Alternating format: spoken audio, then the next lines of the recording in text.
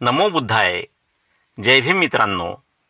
जोशाबा या यूट्यूब चॅनलवर मी सुमेध शिरसाट आपले स्वागत करतो. आपण आणि आत्मविजय. आत्मविजय म्हणजे आपल्या स्वतःवरील विजय. जर स्वतःला स्वत्व असेल, स्वत्व म्हणजे मीपणा, मी इतरांपेक्षा मोठा किंवा महान असल्याचा अहंकार म्हणजे स्वत्व.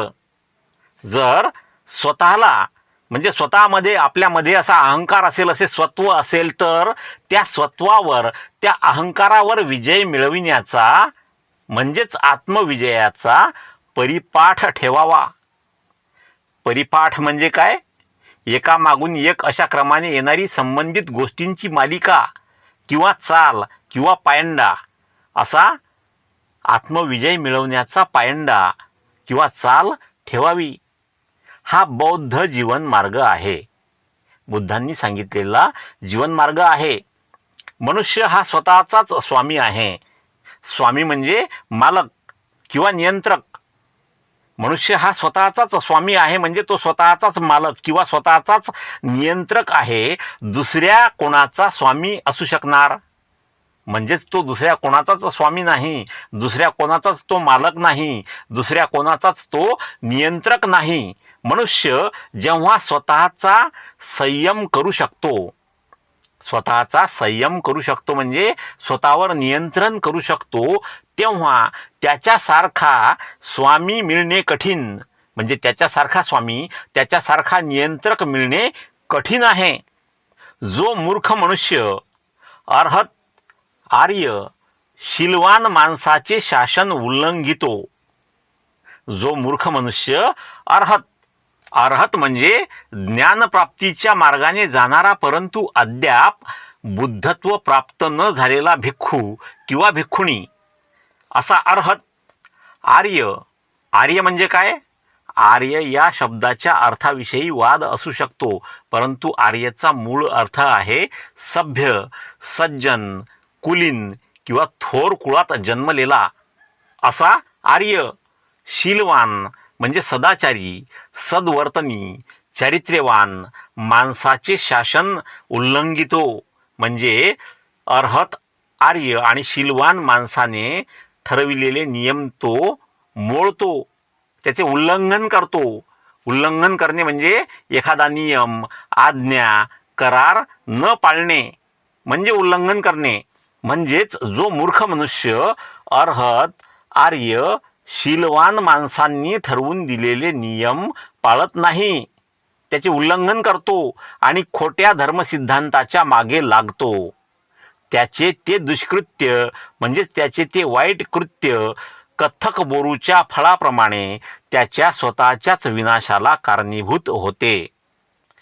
कथ्थक बोरू अशी एक वनस्पती आहे जिच्या फळामुळेच त्या वनस्पतीचा नाश होतो.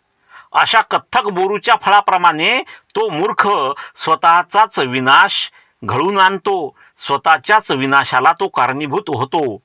आपण पाप करतो आणि आपणच त्यामुळे मलिन होतो, म्हणजे अस्वच्छ होतो, कलंकित होतो, मळयुक्त होतो किंवा दूषित होतो. आपण केलेल्या पापामुळे मलिन होतो. आपणच पापाचा त्याग करतो. आपणच आपणाला शुद्ध करू शकतो. आपण स्वतःलाच आपण शुद्ध करू शकतो पापाचा त्याग करून. शुद्धी आणि अशुद्धी ह्या स्वतःवरच अवलंबून असतात.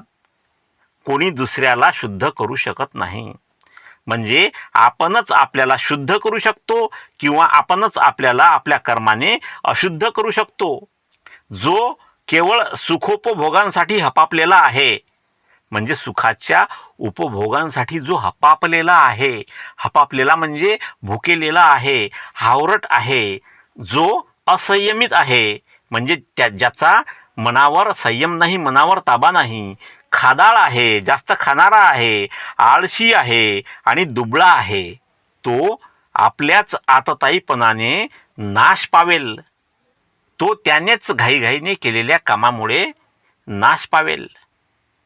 ज्याप्रमाणे वाऱ्याने दुबळे झाड नाश पावते, त्याप्रमाणे ज्याच्या ठिकाणी भोग लालसा नाही, भोग लालसा म्हणजे उपभोगाची तीव्र इच्छा नाही, ज्याने इंद्रिय दमन केलेले आहे. इंद्रिय दमन करणे म्हणजे इंद्रियांना ताब्यात ठेवणे.